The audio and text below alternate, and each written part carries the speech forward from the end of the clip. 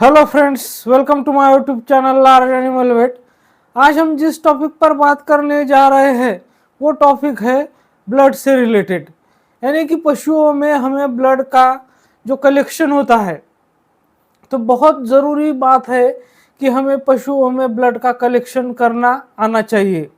इसके सिवा हम जो ब्लड से परफॉर्म की जाने वाली टेस्ट है, तो किसी भी टेस्ट को हम परफॉर्म नहीं कर पाएंगे अगर हम ब्लड कलेक्शन ही नहीं जानते हैं। तो इसलिए मैं आज आपके सामने ब्लड कलेक्शन का टॉपिक लेकर आया हूँ। तो कौन से एनिमल में, कौन से स्पेसीज में हमें कहाँ से ब्लड कलेक्ट करना है, मतलब साइट ऑफ ब्लड कलेक्शन क्या है, जैसे कि कैटल बफेलो में, हॉर्स में, सीप गोट में, बर्ड्स में, पिग में, डॉग में। तो इन सब में कौन से साइड से ब्लड कलेक्ट किया जाता है और ब्लड कलेक्शन के लिए हमें वहाँ पर कौन सी गॉज की, यानी कि कौन से नंबर की नीडल हमें वहाँ पर यूज करनी है। इसके अलावा जो ब्लड हम कलेक्ट करते हैं तो उसका पर्पज़ क्या है और उसके अकॉर्डिंग हमें कौन सा एंटीकोएगुलेंट वहाँ पर यूज करना चाहिए। अगर हम ब्लड ट्रांसफ्यूजन के लिए ब्लड कलेक्ट कर रहे हैं तो वहाँ पर कौन सा एंटीकोएगुलेंट हमें यूज करना है। ब्लड हमें स्टोर करके रखना है तो वहाँ पर हमें कौन सा एंटीकोएगुलेंट यूज करना है, कितनी मात्रा में यूज करना है।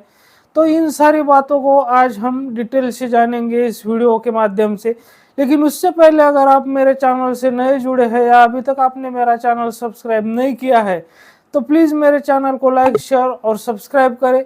साथ में बेल वाला आइकन दबाकर ऑल वाला ऑप्शन भी चुनें ताकि भविष्य में आने वाले हर वीडियो की नोटिफिकेशन आपको समय समय पर मिलती रहे।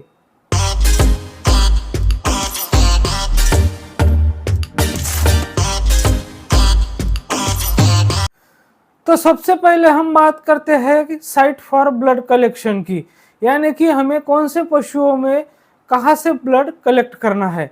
तो जैसे कि कैटल, बफेलो, शिप गोट है, हॉर्स है, तो इन सब में ब्लड कलेक्शन के लिए जो साइट है वो जुगुलर वेन ही है।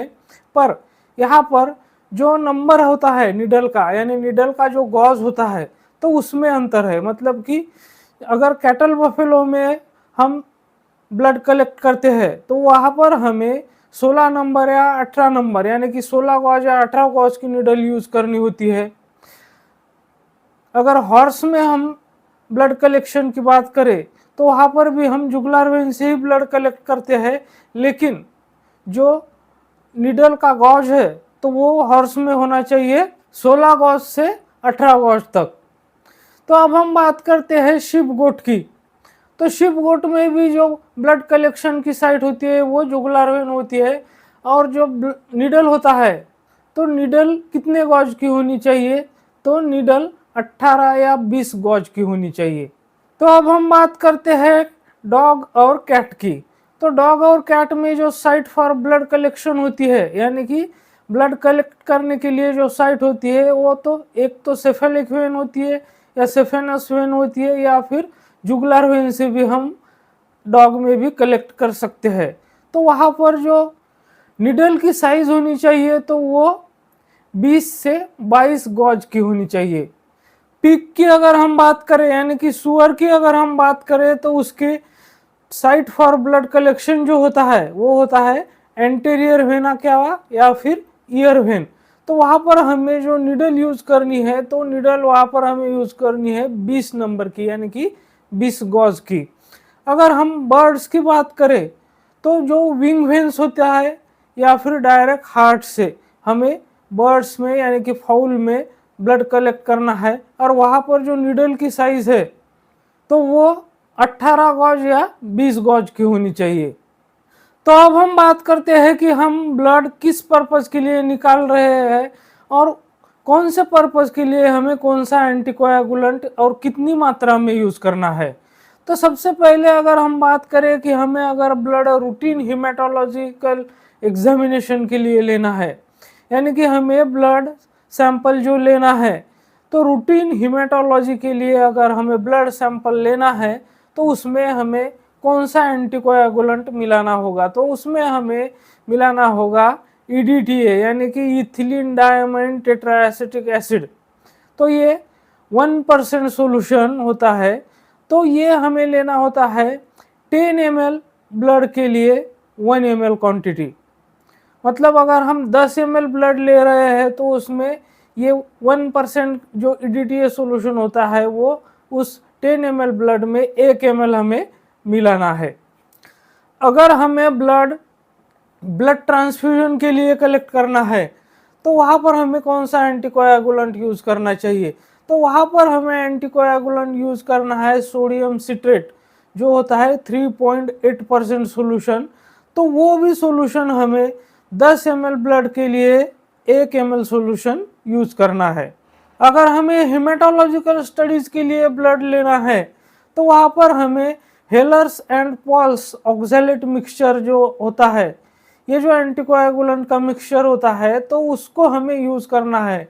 तो Heller's and Paul's oxalate mixture जो होता है वो क्या होता है ये पहले हम जान लेंगे।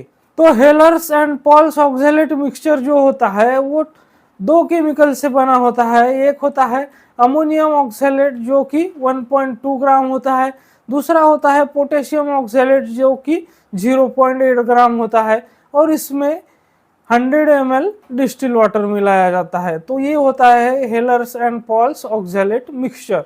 तो ये भी मिक्सचर हमें 10 ml ब्लड के लिए 1 ml लेना होता है।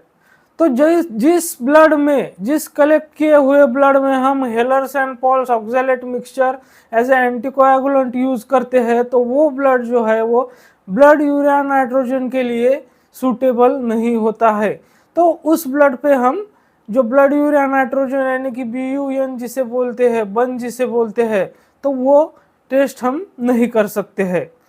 तो अगर हम ब्लड कलेक्शन जो कर रहे हैं तो वो ब्लड अगर हम ब्लड गैस एनालिसिस के लिए ले रहे हैं या फिर ब्लड यूरिया नाइट्रोजन एस्टिमेशन के लिए ले रहे हैं या फिर इलेक्ट्रोलाइट्स का एस्टिमेशन हमें उस ब्लड का करना है, तो वहाँ पर हमें हेपेरिन जो होता है 1%, जो कि एक नेचुरल एंटीकोएगुलेंट होता है, तो उसका यूज करना पड़ता है। और ये जो है वो 10 ml ब्लड सैंपल के लिए 0.1 ml हमें सॉल्यूशन हेपेरिन का लेना होता है।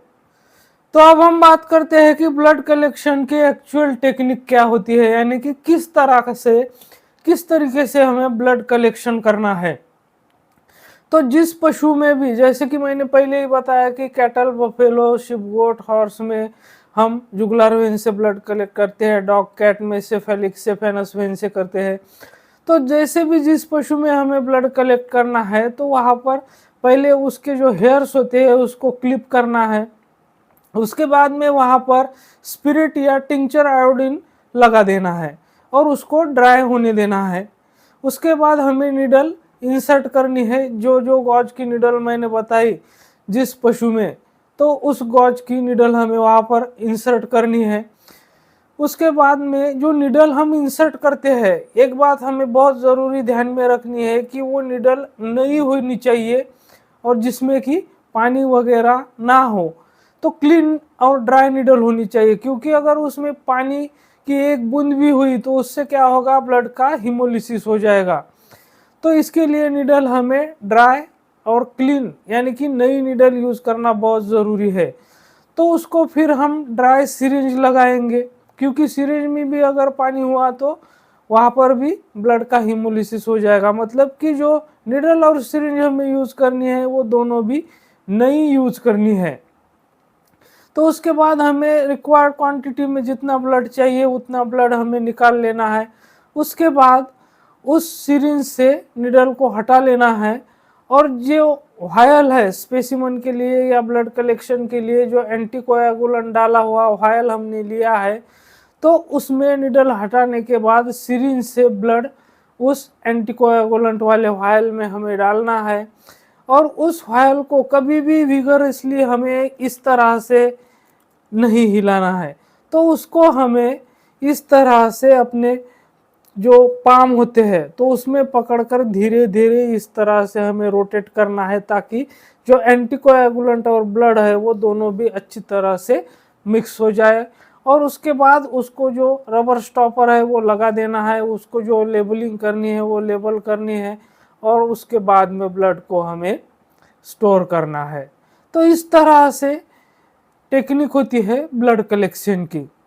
तो मैं उम्मीद करता हूँ कि ये जो वीडियो है, ये जो फील्ड प्रैक्टिशनर है या फिर नए प्रैक्टिशनर है, तो या फिर जिनको पता नहीं है कि ब्लड कलेक्शन किस तरह से करना चाहिए, कौन से एंटीकोएगुलेंट्स यूज करने चाहिए, कहाँ पर कौन सी निडल की साइज जो है वो हमें कौन से पशुओं में यूज करनी चाहिए, तो ये सारी बातें बहुत आपके काम आएंगी, ऐसे मैं उम्मीद करता हूँ।